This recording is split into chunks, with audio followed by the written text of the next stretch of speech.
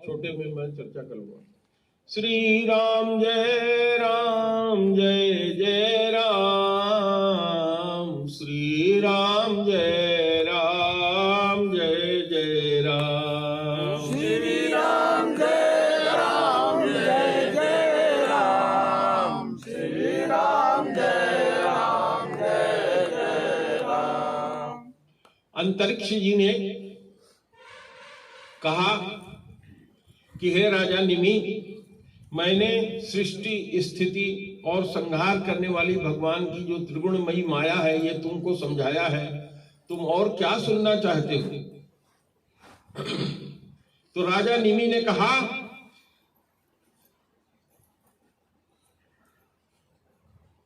हे योगीश्वर, इस भगवान की माया को पार करना इस संसार के जीव के लिए तो बहुत ही कठिन है, क्योंकि जो व्यक्ति इस संसार में है यदि उसने अपने मन को बस में नहीं किया है तो कैसे भगवान की माया से वो पार होगा। अतः आप कृपा करके हमको यह बताइए कि जो लोग शरीर में स्त्री पुत्र धन आदि में ये मेरा है इस तरह की बुद्धि रखते हैं तथा जिनकी समझ भी बहुत मोटी है, वो भी अनायास इस माया को कैसे पार हो जाए। हे योगीश्वर, इस बात को समझाइए, यही हम लोगों के लिए भी बहुत उचित है जानना। तो अब चौथे योगीश्वर प्रबुद्ध जी ने कहा कि हे राजन, हम सब लोग इस संसार में जो मनुष्य है वो स्त्री और पुरुष के संबंध से पैदा हुआ है और उसी बंधनों में बंधा हुआ है और उसी अपने परिवार जो उससे उत्पन्न हुआ है इसी में वो सुख की अनुभूति करता है और सुख ही प्राप्त होता रहे, दुख की निवृत्ति हो जाए, इसलिए वो बार बार उपाय करता है और बार बार उपाय करने के बाद भी सुख तो उसको मिलता नहीं, दुख ही और भी बढ़ता जाता है।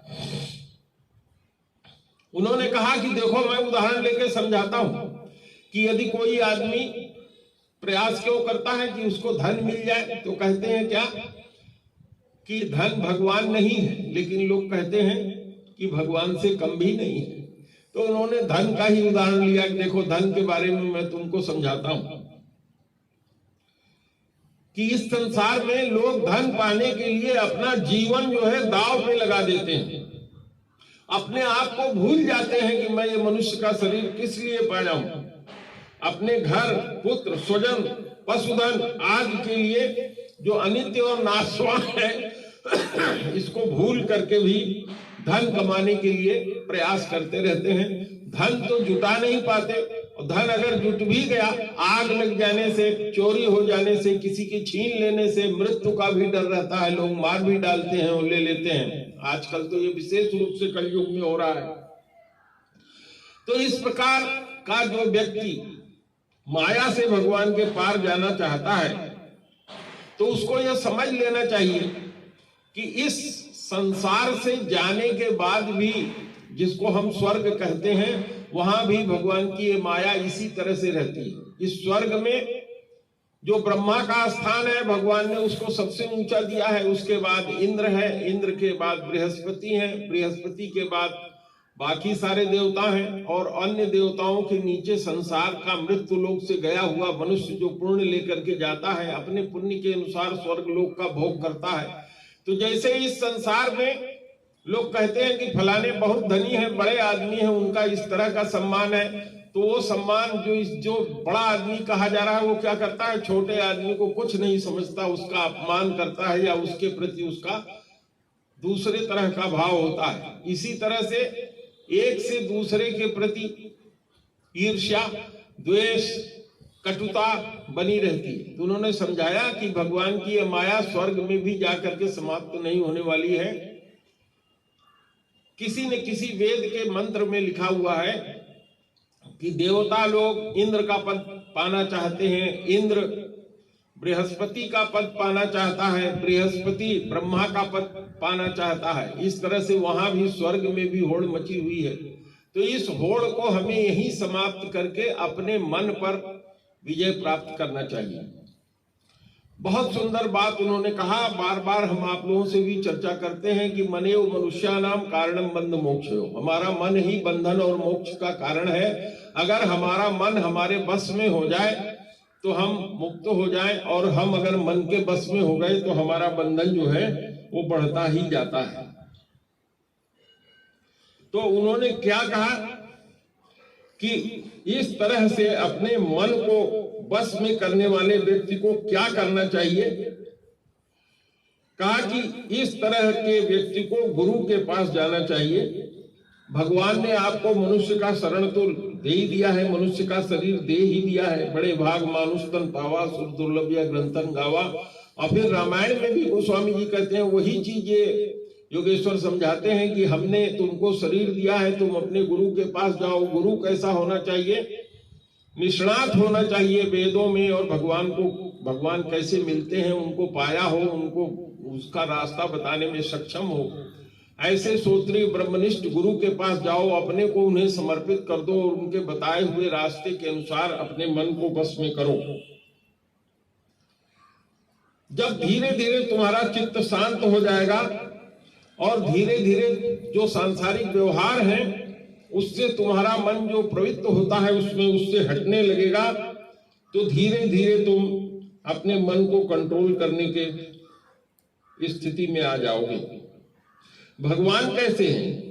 भगवान अपने भक्त को, जो अपने मन को बस में करके भगवान के नाम की उपासना करता है, उसके बस में हो जाते हैं और अपने तक को सर्वस्व दान कर देते हैं। अब यहाँ आपको समझने की बात है कि माला तो कर में फिरे, जीभ फिरे मुख माय, मनवा तो 34 फिरे, ये तो सुमिरन नाय। तो कहा मन से भगवान का स्मरण होना चाहिए, भगवान का नाम, उनका रूप तुम्हारे सामने होना चाहिए। जितना देर भी सुमिरन करो मन उसी में लगा रहे। अन्यथा आप हाथ से जो कर्म करते हैं, 24 घंटा आप रामायण बांचते रहिए, 24 घंटा राम राम जपते रहिए, सब बेकार है। हाथ से किए हुए कर्म का भगवान कोई ध्यान नहीं लेते। आपके मन से जो कुछ किया जाता है उसी को भगवान देखते हैं। इसीलिए भगवान ने अर्जुन से कहा था कि हे अर्जुन, तुम युद्ध करो लेकिन अपने मन को मेरे में लगा दो। तो यहाँ पर यही शिक्षा देते हैं। कहते हैं व्यक्ति को क्या करना चाहिए? पहले अपने शरीर, संतान, धन आदि से अपने मन की आसक्ति को खत्म करे, उससे मन को खींचे। फिर भगवान के भक्तों में अपने मन को लगाए और भगवान के द्वारा पैदा किए हुए जितने भी जीव हैं उनके प्रति दया, मैत्री और विनय का निष्कपट भाव रखें। किसी तरह की इच्छा से किसी की सेवा न करें, निष्कपट भाव से इस संसार में रहे। मिट्टी, जल इत्यादि जिस तरह से हो सके अपने शरीर की पवित्रता को मेंटेन करें। गुरु के बताए हुए रास्ते से यम, नियम, आसन, प्राणायाम, प्रत्याहार, ध्यान, धारणा, समाधि में अपने मन को लगाएं।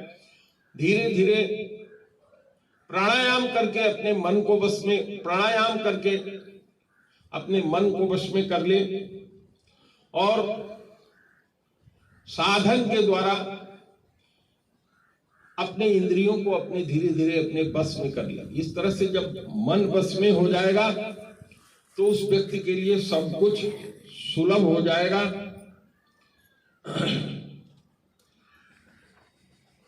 तो इस तरह से हमारी जो श्रद्धा है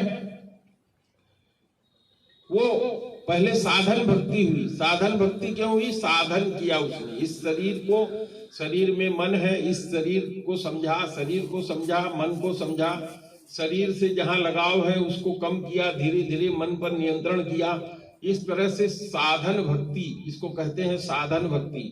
यह साधन है, साधन धाम। इसीलिए शरीर को कहते हैं, शरीर क्या है? साधन धाम है, मोक्ष प्राप्ति करने का उपाय है। तो ये साधन भक्ति कहलाती है। और यही साधन भक्ति करते करते आपका मन भगवान के प्रति प्रेम से जुड़ जाता है, भगवान से आपका प्रेम हो जाता है। जब आपका प्रेम भगवान से हो जाता है, भगवान आपसे प्रेम करने लग जाते हैं, तो इस तरह का भक्त जो है उसको संसार में फिर उसका मन नहीं रह जाता, देह गेह में नहीं रहता। वो इस शरीर में रहते हुए भोजन तो करेगा, शौच भी जाएगा, घर परिवार में व्यवहार भी करेगा, लेकिन सब कुछ भगवान को ही मान करके करता रहेगा। इस तरह से उसको परम प्रेम, भगवान से प्रेमा भक्ति उत्पन्न हो जाती है। और ये प्रेमा भक्ति प्राप्त होते ही उसे कुछ करना नहीं पड़ता, न ज्ञान की आवश्यकता है न वैराग्य की। यह सब भगवान अपने आप को स्वयं उस व्यक्ति को स्वयं दे देते हैं। इतना कह करके